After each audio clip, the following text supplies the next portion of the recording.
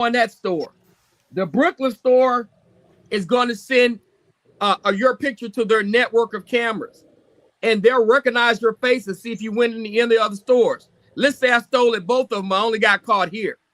Well, what they're going to do, your face is going to pop up. They're going to go to the other store, and they're going to watch you walk in, and they're going to watch your whole thing as you go around the store. How many cases have you seen this go down that you're dealing with right now?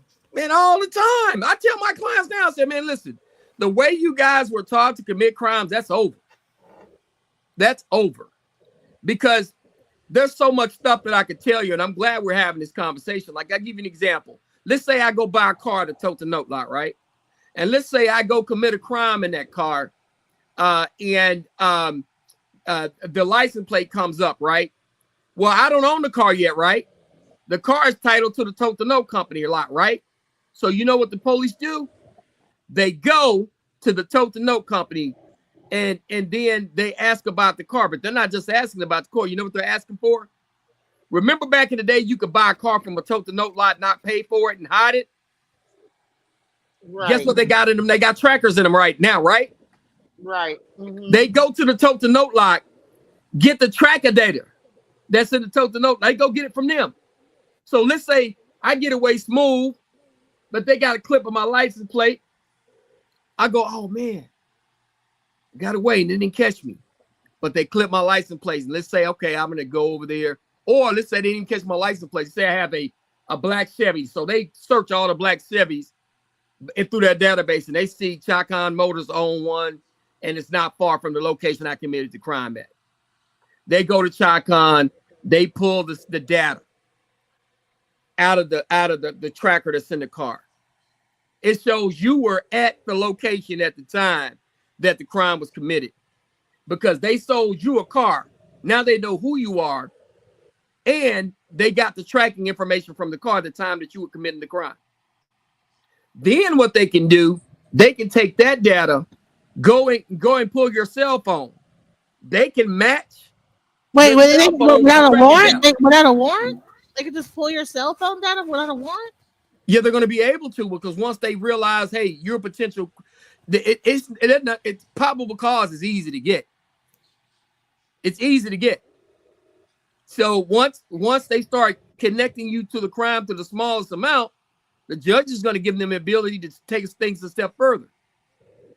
So then they look for yourself. They get your cell phone records, and your cell phone pings off certain towers. There's towers all along the way. What if the chip is out the phone? Can they still get the information, or is it just like? What do you mean? Like, so you know how you have that chip that card in the phone? Is it based on like Wi-Fi, or is it based on the chip that's in the phone? It's a chip it's in the phone that holds your data. That stuff doesn't leave. You think you deleted it, it's still there. Wow. So if you take the chip out, but the Wi-Fi probably is uploading it somewhere. Exactly. You're still, because your phone still has a Wi-Fi, you can take it out, but guess what happens? They still track you. Your cell phone is going to ping off certain things. That's why right now when I try to know how the chip is the thing that you say, if you're like, you know how like people got like these Wi-Fi phones where they ain't like connected to like a cell phone. Maybe they like get all their stuff on Wi-Fi. I mean, I'm not just asking this like because some people like think they're being slick, you know, by like having. No, you don't control what tower your phone goes to. It attaches to the closest tower. Even if you don't have a chip in it, it still goes to a cell phone tower. Yes, that's how it's able to operate. So people think they're getting away with huh? Now they said Cassie had a burner phone. Was the burner phones? Did they break them down too, Mel? They can break those down. So it's no such thing as a burner phone no more. Yeah, but listen, you have to think about it. Those burner phones, they can tell you, they can find out where they were bought from. They can find out who they were sold to. They can pull the cameras. They can pull the tapes. You remember, fly cameras are everywhere. So let's say I go to the corner store buy a burner phone, right? Mm-hmm. They're going to see me walk in and buy that burner phone. They're going to be able to tell. And let's say what had been 2 years. I got a burner phone. They know the burner phone because they know I purchased it. And even if you buy a burner phone from a store, they still have a block of serial numbers that's been delivered to that particular store. So they're going to be able to pull that stuff up. Man, look, the technology is caught up with us. It just has.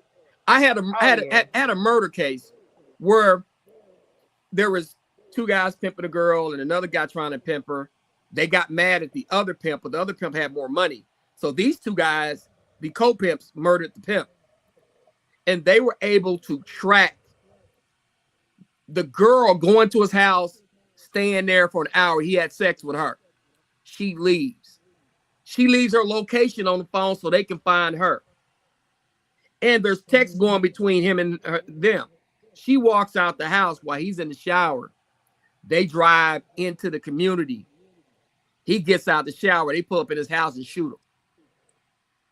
Then it shows their phone leaving Irving, Texas, going back to Fort Worth, Texas. Because the cell phone towers, it shows cell phone tower here, cell phone tower entering the freeway, cell phone tower going through Grand Prairie, then hitting Fort Worth. It's geo mapping along with the cell phone data. So between all of these things, between Flock, between Cellbrite, between the trackers, between the cell phone towers, it's easy to track where you go, where you've been, and what you're doing. Wow. Let me ask you a question in regards to this case. The fact that the prosecutors have cut their witnesses, and now the defense is doing the same. I think that the prosecutor said they'll be done by Wednesday, perhaps even. I think today originally they said Wednesday, then they said by Friday because there's a little delay. But then the defense said they need 2 to 5 days, when they said originally they would have to go all the way until July the 4th. What do you think that means as far as the defense? What I think that means is the defense is probably going to try, after watching the state, because a lot of times the defense, we go last. So what the defense is probably going to identify, they know where their problems are. And what they probably want to do is, you're playing defense. So you want to address your problem areas. So they probably figured out how they can address their problem areas, where they need to go, and which witnesses that they need to call to be able to do so. So they probably made an adjustment. Now, the state finishing early, I think actually is a smart thing. And some of the stuff that they did today, Mel, like what you're coming on and letting us know, I think that's smart, because sometimes you can put so much evidence out there that people will forget some of your better points. And sometimes you can overload the jury's mind with information, because they're having to sit there every day. They get restless, they get tired. That's a lot of information. You ain't got to call 60 witnesses to prove a point. You might be able to condense those to 12 to 15 witnesses and get the same information that you would have gotten out of the 60. And more importantly, you're able to target where your strong points are. So you accentuate your strong points and get those witnesses on and off, because you don't want to go too far, because you can overload the jury. I give an example of that. Remember Casey Anthony that got off? I think she got off because the jury's minds got overloaded with information that they didn't need. That trial went forever. Remember how long it went? Yeah. It went so far and went so long, and they had so many witnesses, and some of those people were saying different things, that's why they had the reasonable doubt. Right. And so you got to be careful when you put your case up. And with Puppy Nim, what I try to do is, I don't want to also overload my jury. So let's say I point out 15 to 20 strong points where I know, hey man, I got to really deal with those 20 points, right? The burden's on the state. My job is to defend. So let's say I got 20 problem areas. So, and I got a team of defense attorneys and people that read transcripts day and night. We're going to pull out our 15 to 20 problem areas with the witnesses, and then we're going to dissect those, and then we're going to go after those folks, those people, and we're going to use our witnesses to bring in reasonable doubt. We don't have to prove that Puppy didn't do it. They have to prove that he did. And so those are the things that you've got to focus on. And you have to have a strategy of being able to make sure that you sell it to a jury upon which they can consume it. I used to have a law school professor who said you got to tell it to them like they're 7-year-olds. Because if you make things too complicated sometimes, you're doing yourself a disservice. So what I think Brian Steele and that crew is going to do, they're going to say, hey, look, Puffy got a problem with the prostitute. We're here a lot of the stuff today. They're going to deal with those things. They're going to go through that stuff with a fine-tooth comb. They're going to try to question those things with a fine-tooth comb. Any other issues he's had along the way through the other testimony of the other witnesses, they're going to dissect that. And they're really going to try to condense where their problems are and address those problems with testimony of particular witnesses. Okay, Now, question. how for about you. Brandon Paul? Brandon Paul is coming on tomorrow. Now, Mr. Paul is testifying for the state. Is that correct? Mel. Yes, he's testifying for the state. And who is he for the state? Remember when Diddy was arrested? There was a white guy that was arrested right after him. They were I calling him remember the drug mule. That's him. Yeah. So I they're thought, probably putting him on for that. I thought he pleaded the 5th. Or Well, is that incorrect? Because They they gave said him he pleaded immunity. the 5th. They gave him immunity today. So And the reason why Oh, because immunity is important. Yeah. at first they said that he pleaded the 5th, so they must have went and did a deal so he can testify Yeah. and gave him immunity. Yeah. Because they Because then said he was pleading the testify. 5th the whole time, the whole thing. But he can't do that because now they're going to instruct him to answer the questions because the 5th is a right against self-incrimination, right? Well, if you have Right. immunity and they can't charge you, then you got to testify. But how about the other people they're naming, like Christina Coram and all that? What if they go on for the defense and for Diddy, can they get immunity? But they can't because it's not this. Federal government, correct? Well, the federal government is the person that can give him the immunity. They can't get immunity from the defense attorneys. However, once Right. again, there's ways, and I always tell people, there's ways to testify for the government, but not really give them everything that they want. And Mel, you kind of pointed out some things the other day of a few of the witnesses that, maybe said some good things about Puffy. Maybe did not give the state all of the information that they probably thought they were going to get out of that, or pointed out some good points about Puffy. So there are some things you can do as a witness, even though you have that immunity, you still can be able to maintain the immunity and still, if you want to help Puffy, you can. okay, Don't you think Jane Doe did that? Jane Doe did that. Well, see, that's what I'm trying to talk about. Those things are actually possible, depending on the circumstances and situations. So Mel, go ahead and ask your question. And I have a question too, because I'm like, so if the defense, so any witness for the defense cannot claim immunity, is that what's going on? No, immunity is not something that you can claim. It's something that they give you. The defense attorney can't give anybody immunity, but the state can because they're the one bringing the charges. The defense don't bring the charges. So it's almost like they have like a advantage. Go ahead, Mel. Sorry about that. Go I ahead. know Mel got some questions. Go ahead, Mel. Yes, Go sir. ahead. Okay, so Calvin, let me give it to you like this, right? The government is basically painting the picture that Diddy was like a John Gotti crime boss, right? He was controlling people and he had all these henchmen, which were essentially his bodyguards. He had his chief of staff, KK or Christina Coram, and they were doing everything that he said. But in the case, right, certain witnesses said that Diddy was beating the girls, or the girl testified she was getting her butt whipped. And these individuals came to her aid and tried to get Diddy to stop. How does that affect the case?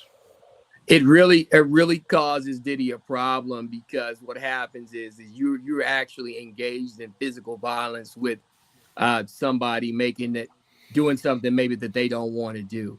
And when it comes to whipping the girl, that's an issue. Now, people into some freaky stuff nowadays. So sometimes these people are into a bunch of freaky stuff. But if they can show that that particular witness did not consent to that. It didn't really want to do it, and she was pushed into doing it when she didn't want to do it. That's a huge problem for Diddy. Diddy has some problems because one thing that I'll tell you, like, for example, it's funny as we're having this conversation. When I first got on with y'all, I kind of went on about 10, 15 minutes talking about technology, right? Right. I always tell people this. There was a way 10 years ago, 12 years ago, 15 years ago, where you could operate, get rid of evidence, and have plausible deniability of being involved in certain things.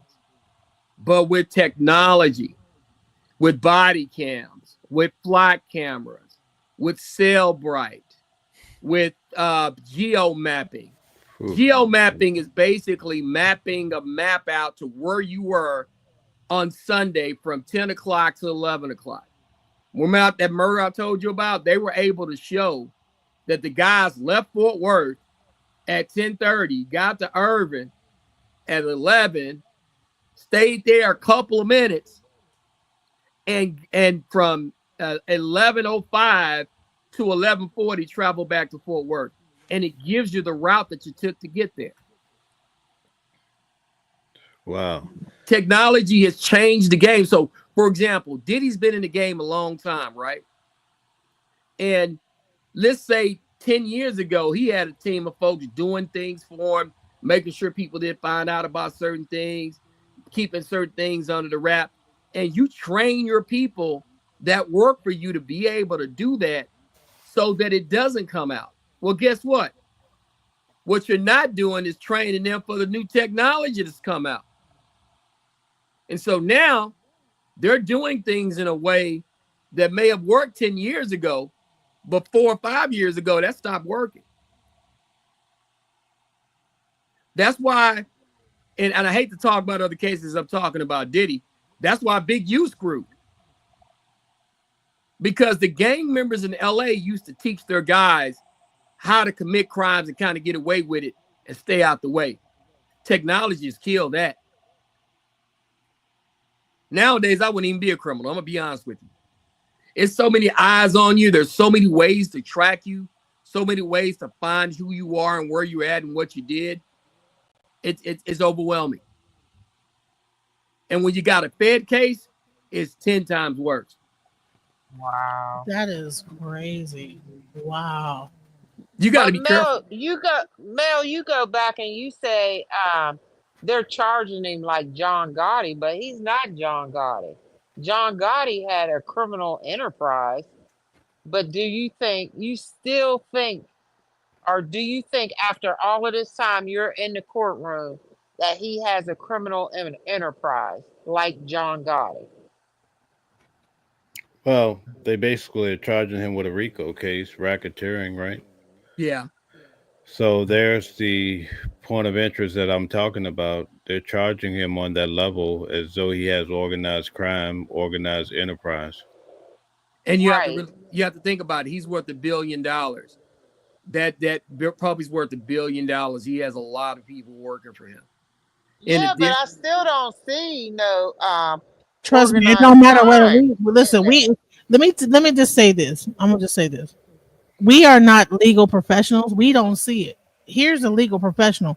So what happens is that us as regular, there's legalese, there's like legal stuff, there's all this like other language that goes on. Yeah. So there are different ways that they're able to get around like what the average public sees and be able to prosecute based on this.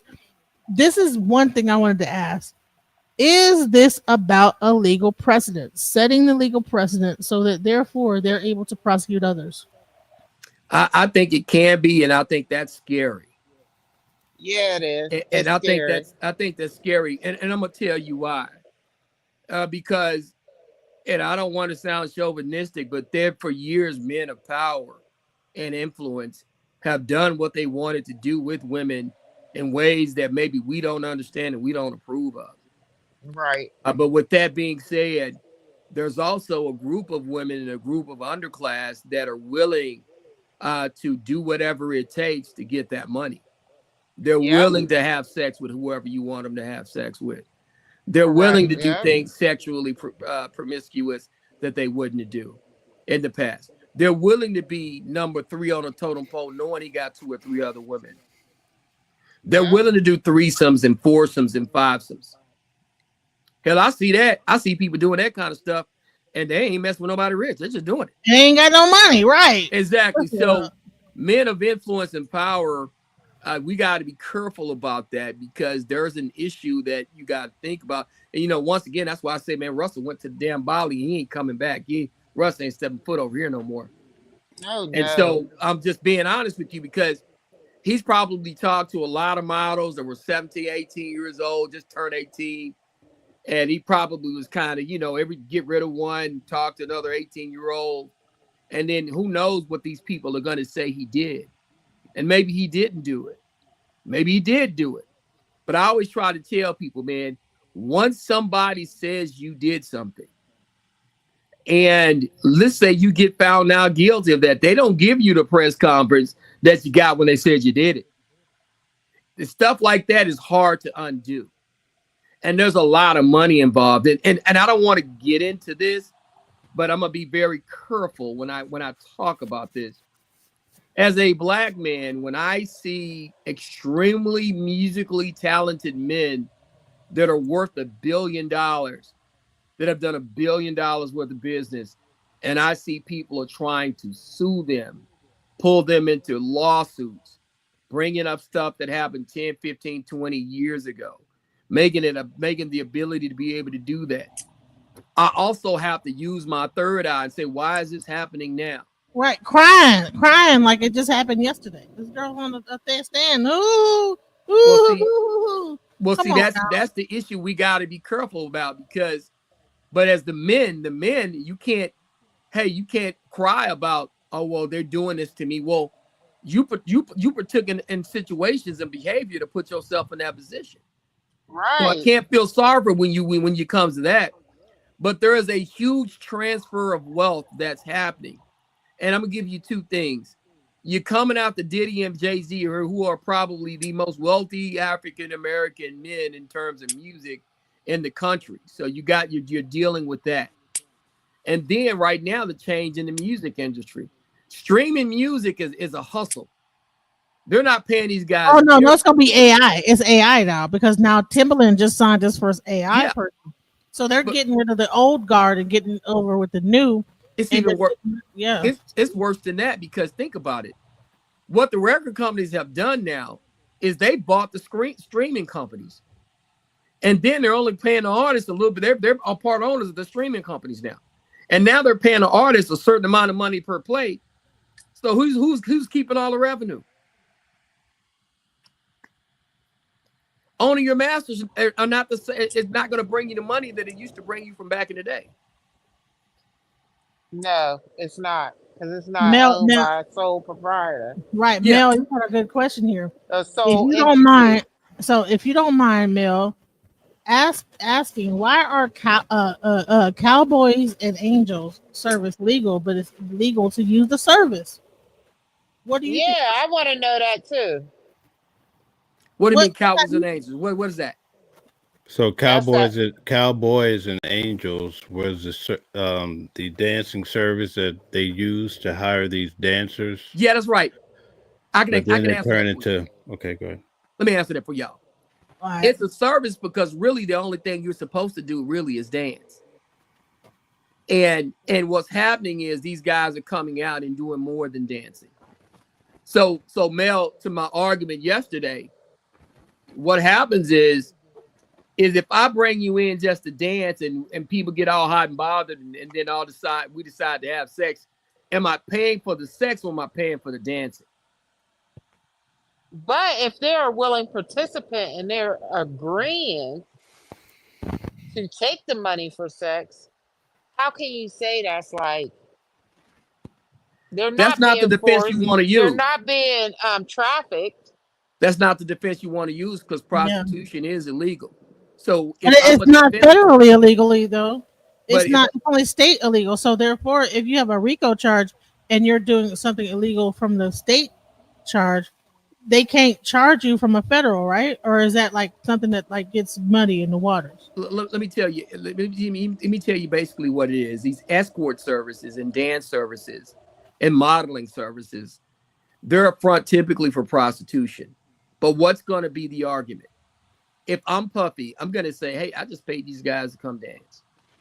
Now, if they decided and she decided that they wanted to have sex, after that, that's on them.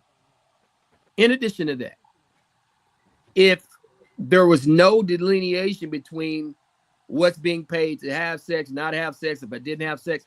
So if I'm the defense, and mark my word, they're going to come up with this. They're going to approach it somewhat this way because they have to, because it's too obvious. What's the difference between, hey, I paid them to come dance as opposed to I paid them for sex? And I think it's even deeper. Because at this point, Mel, what was exposed today, that's really the kind of arguments you got to make. And hold on, I was saying this before. I would say even deeper that even beyond that is that it was the women who hired these people. It wasn't Diddy. He never made a phone call.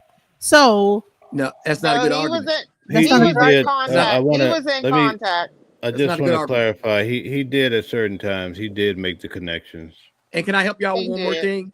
Okay, Let me help y'all with one more thing. Let's say me, you and Mel are we got a sex trafficking organization. We're just gonna put it out like that, right? So Mel is in the middle. Genesis, me and you never actually talk. But I tell Mel, hey man, go make this happen. And then Mel tells you, hey man, go make that happen. And let's say me and you never actually even talk face to face. You never receive any instruction from me, but you receive instruction from Mel. And let's say I never even met you. Is there a RICO with us? No, I don't think so. There is. There is. Wow, what? There is. There is. What? And that's the danger of a RICO. You don't even have to know your co-conspirators. But because I told Mel to do something and Mel told you to go do what I wanted Mel to do, we got a RICO now. Wow. And that's why I say it's kind of like they're trying to paint him like the John Gotti or the Sopranos or what have you and hit him with that RICO. Right. Man, the RICO is a tough case to fight. And what you have to impart upon your jury is you want to make sure, and my argument would be that if the sex workers did come, they're coming to dance more than anything. Now if they come to have sex, that's up to them. RICO? No. Do R. Kelly on RICO or no? Yeah, they got him on RICO. Of course. What? The one man, he was whole the first. thing is RICO. They're using RICO to fuck people over. That's the way they do it. They've been doing it. They did it with the mob. That's the only way they could ever catch the mob. I'm sorry. I didn't know that. I didn't know this. What? I didn't know R. Kelly went for his charges was RICO. I'm sorry. I didn't know that Right, now, go ahead. He had a group of people protecting him. He traveled with a group of folks. They travel with folks and they handle his business. They did his work. Listen, we're asking. I know it might be frustrating, but you know what?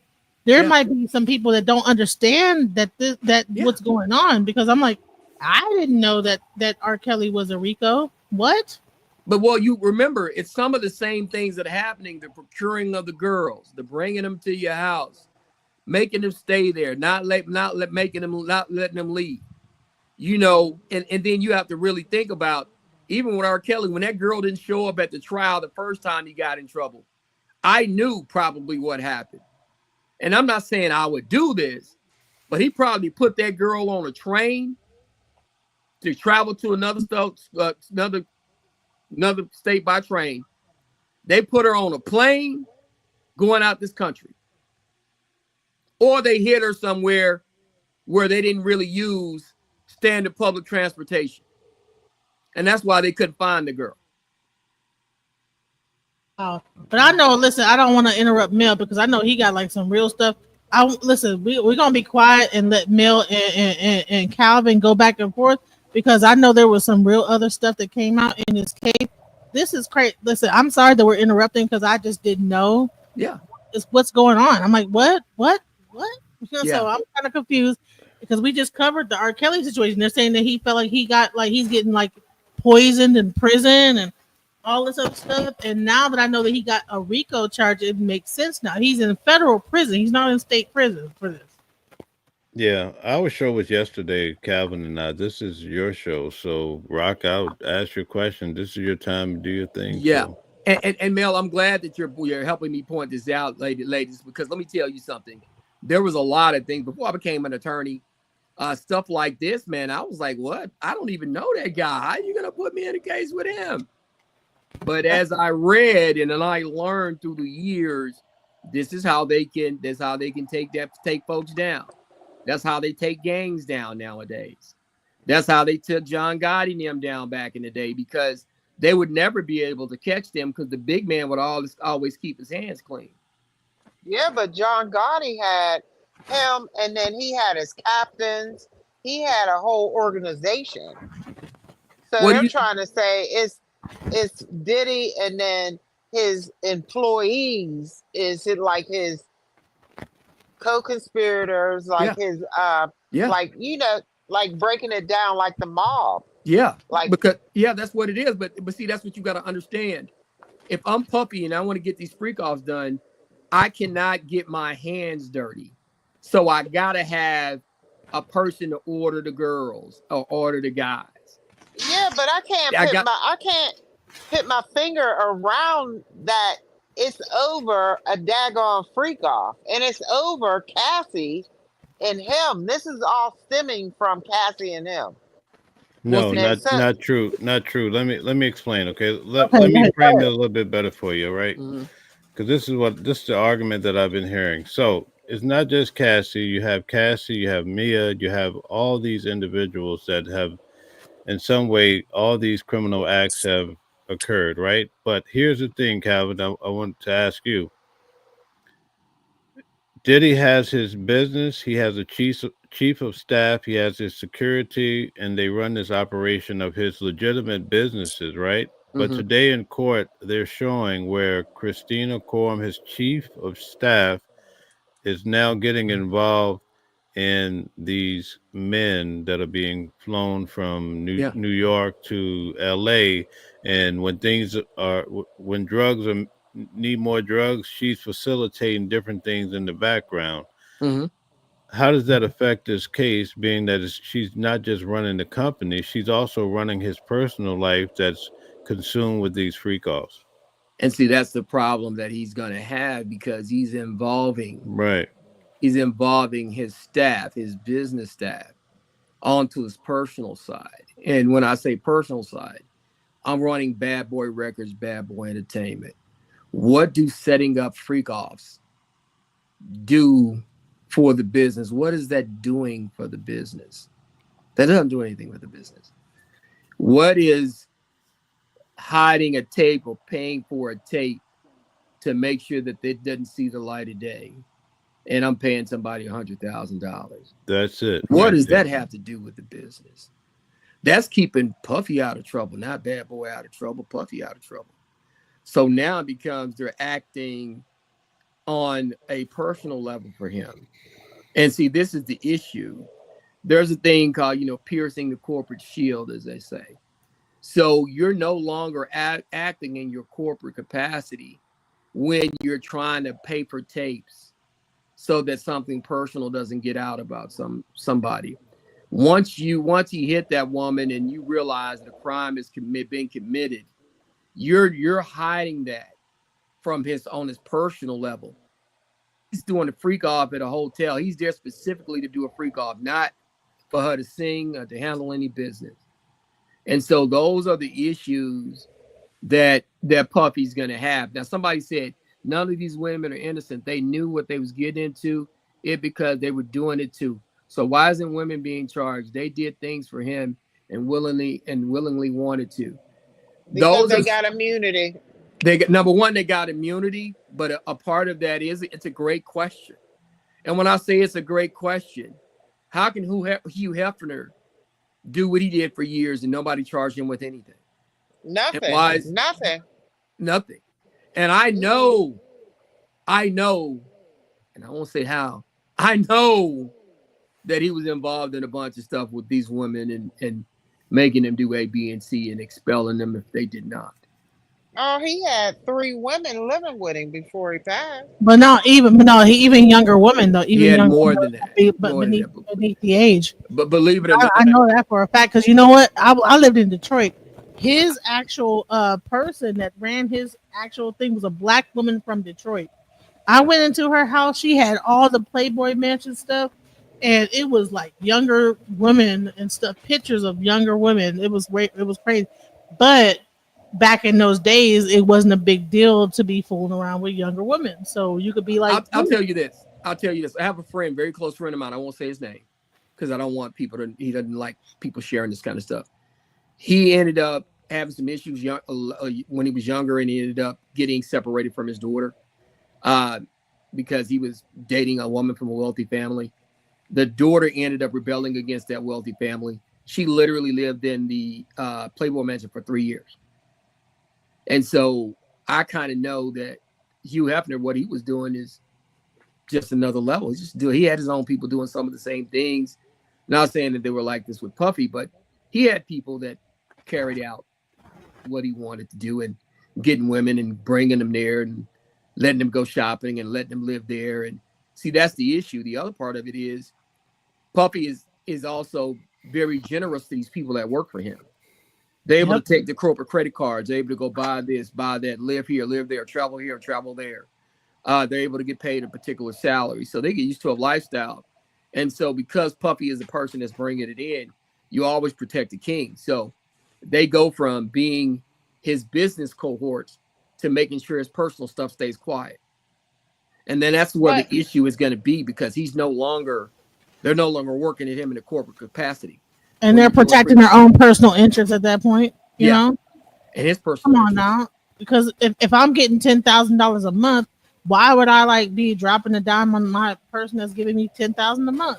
I'm not going to. And see, but my concern, and I'll say this because I don't want to make a lot of the women that are watching this upset. My concern is a lot of the women out here know what they're getting into and they're okay with doing it and they want to do it because they get the spoils of it. And then when that gets cut off and they can't do it anymore, then they want to say, oh, he raped me. Oh, he made me. Right. Oh, he made me. Right. When that wasn't the case sometimes. Sometimes they wanted to do some of these things. And in today's world, men have to understand because of the Me Too movement, you got to be extremely careful who you get yourself involved with. But don't you think everybody that has money, especially running a corporation, because there's a lot of CEOs that's out there, they have people like assistants, personal assistants that handle their personal business and their regular business. So they have assistants that help them throughout all that stuff. Yeah, but remember, booking prostitutes and all that stuff. Yeah, but remember, that's what I'm saying. Yeah. People, I always tell people, man, there are people that are very famous. They have drug problems. And so they'll have a mule. They have one guy and his one job is to what? Go get the dope. Yep. And if he get caught, he take the charge. I'll take the charge. You bomb me out. I'll deal with it. So I'm telling you, that's a different, they live in a different world. It may not seem normal to us, but that's the way some business is handled nowadays with people that are wealth and people that have means, right? But my concern is how do we know the truth from the fake? When somebody realizes you have $1 billion, man, people come out the woodwork. That's what I think. They do. He's being crucified. Yeah. If I won the lottery right now, I would go anonymous. And the people I would help them a little bit at a time. They wouldn't even know I hit a bunch of money. Because you start telling people you got money, people come out of the woodworks. And I'll say this to you because I work for an NBA basketball player, and we dealt with some issues with folks trying to hustle us for money. We dealt with a whole scheme one time. And it was a shame because I was like, damn, man, How do you even get into a relationship right now? If I ain't with the woman that was with me when we was in high school, I don't know, man. And even her, I got to look with the side eye. She got some friends she gonna listen to too much. Right. So you got to be careful. And these people are very, very elaborate in hooking these music executives and ball players and big money guys. Like, they're really good at it. Look at Shannon Sharp. His cases, I can't Oh, wait that's until gonna be his the case next one come we out. cover. But listen, Mel, I want you to listen. There's more stuff that we didn't get. I want you to get more into that because there's some stuff that we. I'm sorry, I know we it's just salacious, child. So listen, there's more stuff that happened today. I want you to go into what happened, the rest of it, and ask Calvin because I think this is gonna be. It's crazy. This is. I feel like he about to get railroaded. I feel so. I'm not. Listen, I know. Listen, I've been a DJ at Swimming Club. I don't care. Like, who cares? Okay, he was jaying off. He liked baby oil. He had a small peen. He liked to rub stuff on his nipple. Who gives a shit? Okay. Bottom line is that these women were complicit in the same situation. Stop crying on the stand because the guy is still paying your freaking rent right now, and then you got 30 million.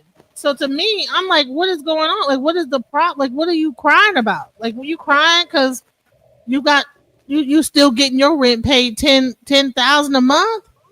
So But it seemed like half of them were subpoenaed to go, they were and all they sex did not workers. have I'm sorry, they could, everybody was a sex worker. but they were Cassie, all oh no, subpoenaed to go, and they said they did not want to be up on the stand, and they had to tell their truth, I'm gonna say this is that and they they had to were make their all deal because they did not want to be in that criminal enterprise yeah, because yeah. I Bottom think line they were being that taunted by the prosecution. Can I I'm help gonna y'all with To something say real that, quick? okay, go ahead. They all were sex workers to me. Every That's one single one that of them. let me tell y'all this. That's one of the arguments that I'm gonna make if I'm his defense team. Look, you got all these folks telling all these stories. Why are they saying this? Oh, they've been given immunity. But some of these people are being involved in this behavior. And then some of the stuff that is testified to that you can't literally put documentation to, they have to say this because if they don't say it, what's going to happen to them? they're getting pressured Of to course. go to jail. So and I'll tell you, we got to always be careful. And one of the things I try to have people be mindful of, people think that a lot of folks are pro-government. There's some people that did not like the federal government. And there's some folks that go, they're the big bully with a stick. Is this really worth doing all this for? Is he involved in a RICO? Is he just a freak? And you got to be very careful when you think that their jury's just going to go back there and just say, yeah, we're going to go ahead and convict him. Because everybody don't feel that way about the government. Everybody's not as trusting as the government, especially in this damn Trump era. You know, they look at the government like, hey, man, something wrong with them fellas, boy. You know, you got to think about that. So you always got to be really, really mindful of what a jury is thinking, because you got to be careful as the state and even as the judge. When you seem like you're trying to pile on to someone and you're throwing your weight around, look at all of these witnesses that have immunity. If I'm Brian Steele, I'm going to say, why did they have to give 15 witnesses immunity? You know why? Because some of these people were allegedly involved in legal behavior. And not only that, they have to say Puffy told them to do it. Because if they don't, they're not Puffy Combs. They don't have $100 million budget to have a defense team come up and fight this government. Yep. Puffy's paying their bills. And without that money, they don't have anything. Still paying the bill right now while he's in jail. So that's what the hell? That's part of the argument that I am going to make. I'm going to make the argument if the witnesses testifying against Puffy have to do it because they're going to get charged. And any evidence that points negatively toward my client, is it a crime to have people dancing? Is this a RICO or is this just an assault that was caught on camera and we rolled it into something else? You're gonna I have to think make those arguments as a defense attorney. You're gonna have to be creative. Your mind is gonna have to shoot in 10 different directions. You can't look straight on. You have to have an angle. And people like Brian Steele and the team that he has together, they're going to be smart about thinking the best arguments up. And they have studied every particular thing about each particular juror that got picked on this damn case. And they're But going to know. I have a question. Now, juror number 6, they said that he lived in New Jersey, but he was saying he lived in Brooklyn. So that was a conflict, right? Well, But listen to this. But how, what was I going to make a point? Like, Like, how did they not know that before? Like, why is that like now right, finding right, out? well, right. people don't understand. I think he had an address upon which where he could say he stayed in Brooklyn. There was a number of days where he said he stayed up in Brooklyn and then went back to Jersey. So that can be debatable about where he actually lives. The issue is, does he live in a jurisdiction upon which the jury pool can be pulled from? So can he be testifying in the District of New York when he lives in New Jersey as a resident? If you say he lives in New Jersey, then he shouldn't be part of that jury pool. He's ineligible. Right, but they should have been. To me, when they first picked him, they should have known that background right there. But you They don't got know. all You have this to take stuff people now. for their words. They ask him the question. When they ask you the question, you're supposed to be honest. They're not going to know every single thing. They can't put eyes on everybody and know where everybody's at. Yeah, but it's like No, with the I'm federal I'm gonna government, say they this. put eyes on everybody else. Yeah, but Why they don't can't. they put eyes on them, They like to go in their background to see what's going on before they? they Okay, they can't really do that like that. I mean, they can't just. That's an invasion of your own privacy. Even though you're getting picked for a jury, they're just trying to make sure you're eligible to serve on that particular jury. If you live in New oh, Jersey and you don't live in the Southern District, you don't need to be out being a juror in a case in the Southern District. That's just that. That's jurisdictional. So here's the thing. Here's the question though. So now that they have like this white juror now that's replacing that juror, do you think it's going to be an issue where it's 'cause it seems to me like the judge is partial. I'm sorry. Well, see, that's the issue, and that's why I try to tell everybody the judge needs to be careful about how he's ruling about things. Number one, number two, if the jury senses that they think the judge is being partial, if the jury seems to think that the state's being a little too on the heavy-handed side, they can take this thing in another direction. So people don't always trust the government like that. The government Can I show you how the judge is being partial? Huh? Let me show you how the judge is being partial. Now, time and time again, you said that they will not do a mistrial. People have lied on the stand several times, and he keeps overruling, sustaining, like allowing it. You know what I'm saying? And then now you have a juror member that's that whatever. And then so okay, we'll switch that out and then put this new juror. Could that be a claim for that the judge is not being impartial, and that they could use that in their case for because I think that this was what's going to happen is that the defense is going to eventually like just go for a Listen, the state's not going to know everything that everybody's doing, right? So it's not going to always be, well, I know that they're lying. We can't say 100% these people are lying, or that they told a lie on purpose. And we can't always prove that the state knew that they know all of what they were going to testify to a T 100%. And so when it comes to mistrial stuff, you want to make sure that as a defense team that you object to certain things. And if the judge makes a ruling that's wrong or that's unfair and improper, you want to be able to call them on that if on an appeal. And if you get Puffy a new trial, then the defense is going to have a little bit of an advantage because they're going to know how the state's going to come at them, and they're going to know where their problems are. So if I'm a defendant, if I'm Brian Steele, and if I'm Puffy Combs, my hope is to get a not guilty. But if I can't get a not guilty, even if they get a guilty and my lawyers do a good enough job to question the conviction and give me an appeal and we have to do it all over again, then it puts me in a position where I'm allowed to fight. In that situation, what you're allowed to do is be able to request bond again. And you're able to also know kind of what's going to come at you, because you can take the full transcript of the first trial and know where your problems are. So Is the this requesting is of bond again with the same judge or with another judge, a whole other judge, a whole new? it depends if it gets routed to that same judge, maybe. But sometimes if it's shown that that judge was not being fair and he was not being fair and impartial, then of course it's going to go to another judge. So that's why you want to be able to what they call preserve your error, which means if a judge makes an error, you have preserved that by doing this thing called objecting, right? So that's why you want to be able to do that. But y'all, listen, I wish I could keep going. Hold on, real quick. I think Mel has some more questions. Right. So I want Mel to like. I'm sorry, because Mel is the one that really got the information. Yeah. Please don't leave. Like, just let Mel, because I know he got like some information and wants to like know some answers. So please, like, just stay a little bit longer to like answer Mel's question. We're gonna be quiet. Sorry about what you got, Mel. No, I don't want to keep you any longer, man. You know, it's been a long day. I'm okay. No, go ahead. Hit me with one more thing for the day that you want to highlight based on what you heard today, and we'll leave it at that. All right, fair enough. I want to make sure you do what you got to do, brother. You know yes, what I sir. mean? It's been a long day.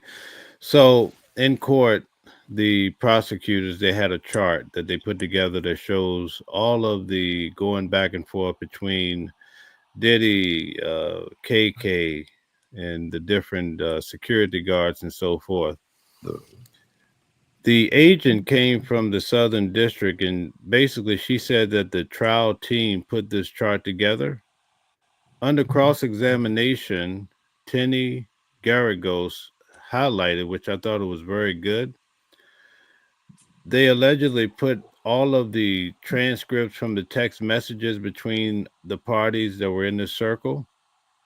However, they did not put in the parts where Cassie would say, I want all these big black D's and I'm going to lick them from the top to the bottom. They didn't put in there where Cassie basically says, what Diddy says to Cassie, let's just have one last freak off. She says, I don't want to just have one last freak off. I want to have the first freak off for the rest of our lives. They did not put anything that would incriminate Cassie into this chart. They just put Diddy's. It made it seem like the government was being shady. What do you think? And that's what the defense is going to do. They're going to point out to all these left out text messages, because remember, they have all the access to the same messages that the state is using. So the one text messages that are left out, they're going to point out the government is hiding something from you.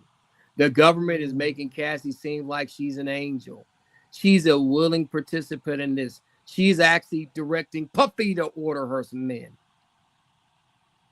And the jury will not take kindly to that, because remember, a lot of Americans are afraid of big government.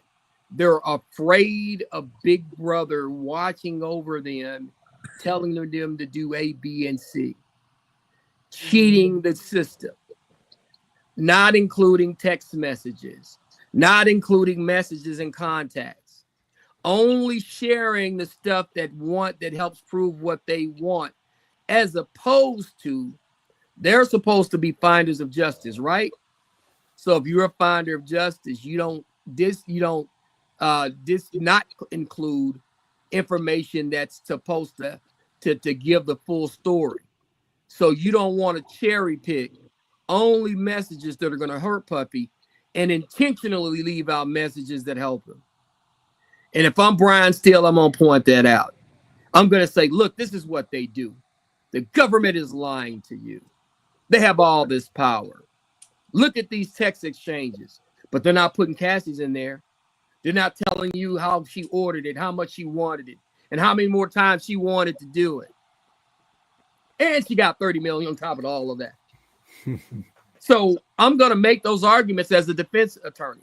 Like, Puffy still has a fighting chance. His people just got to be good at doing what they're doing. And I will tell you, that Brian Steele guy, he's good.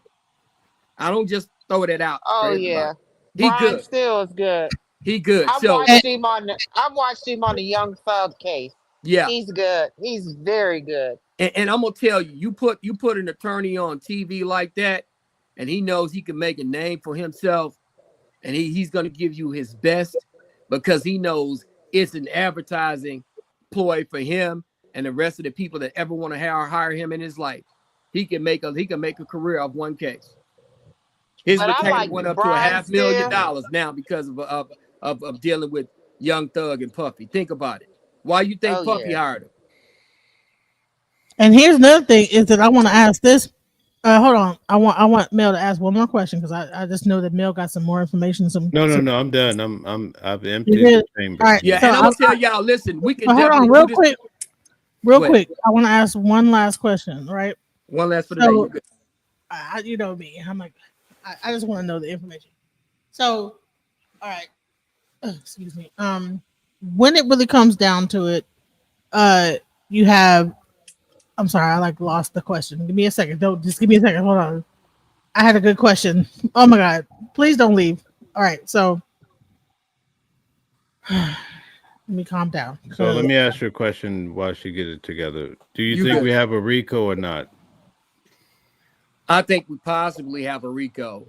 They have enough information to try to include Puffy in a RICO. However, I will say this. If the state is excluding messages like this and they show a pattern that they're doing that, and if Brian Steele makes an argument that I think he's going to make, an argument like I know I would make, and he's probably going to do it even better than me, and they have more resources than I ever have when I deal with my cases, he got a puncher's chance. He does. Believe it or not. You know, I've had situations where because they were trying to overdo it, I've seen juries punish prosecution teams for stuff like that by not convicting the person.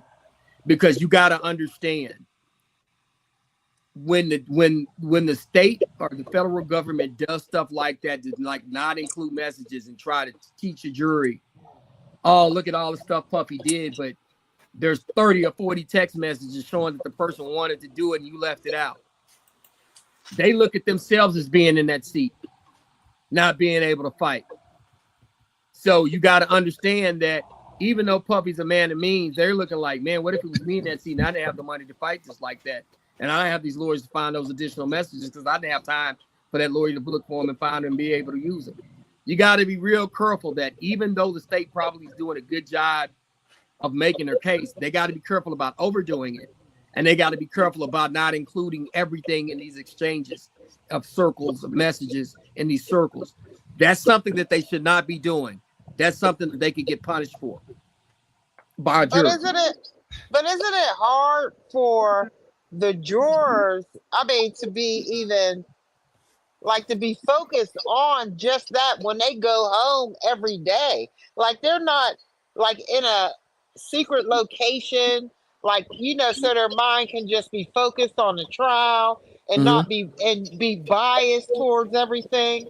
They go home every day. They can look at TV. They talk to their friends and family. Yeah. Come on now. But listen, I'm gonna share this with y'all. But like I said before, and this is my last comment because I really well, no, because I wanted to ask you one more thing. Okay. And okay, so here's the thing. All right, so yeah, but he was getting ready to answer. I wanted to hear this because it's been boggling my mind about these jurors going home. But what I'm just trying to tell you, a lot of them don't want to be questioned. You don't want that to happen because people want to make decision in haste, and then that might not be a bad thing because people think that that's going to hurt Puffy. It could hurt the state, believe it or not. All right, Monica, go ahead and give me your last one. I lost my question, but it's something to do with. Hold on, man. I'll ask it on Sunday. Yeah, just wait. We got to save some of this for Sunday, y'all. And so, Mel, listen, man, I had a great time tonight. Love jumping on with y'all. But my dinner's here. I got to eat. And plus, I got a long day tomorrow. Plus, we don't want to keep Mel up too late, man. He got to get back to that courtroom tomorrow. We need him well rested. We need his ears open and his eyes open. Myself. Yeah, let's get him some rest so we can go and do our thing again on Sunday. All right, I'll write it down. You know, I think it has something to do with the new. Just think about it and save it for Sunday because we got to save something for the people on Sunday. All right, y'all. All right, much love. Yeah. Thank you so much. It was a pleasure. Take care. We'll do this again. Yep, right. definitely. All right, peace, everybody. Much love.